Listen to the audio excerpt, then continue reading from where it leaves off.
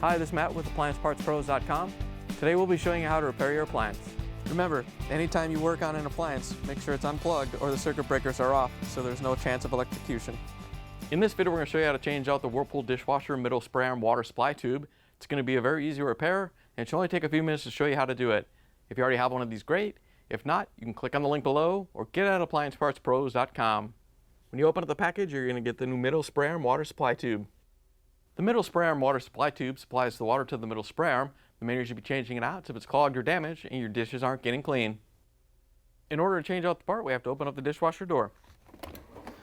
Once you have the door open, we're going to pull the upper rack out so we have access to the middle spray arm water supply tube. We're going to reach underneath and take the middle spray arm off. Just have to turn it clockwise to unlock it and then drop it down. Once you have it free, you can set it aside. There's two sets of locking tabs that hold it in, one on the back, one at the front.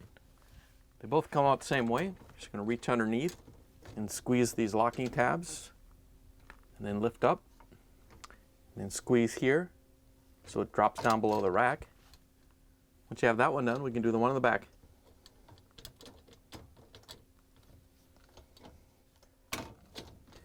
Once you have it free, you can pull it out of the dishwasher. Here's the old middle spray arm water supply tube next to the new one. If you already have one of these, great. If not, you can get it at AppliancePartsPros.com. To put the new middle spray arm water supply tube on, we're just going to line it up with the rack and then compress the tabs so they come from underneath. And then push back down on it so it locks in. Once you have the back done, you can do the front.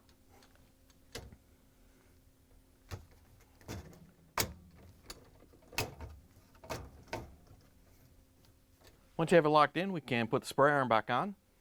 All you have to do is line it up with the base and turn it counterclockwise and lock it in. Make sure it spins freely, and then you can push the upper rack back in, close the door, plug it back in, and take it for a spin. Thanks for joining us for another successful repair brought to you by AppliancePartsPros.com. Check out our other repair videos on our site, Facebook, and YouTube.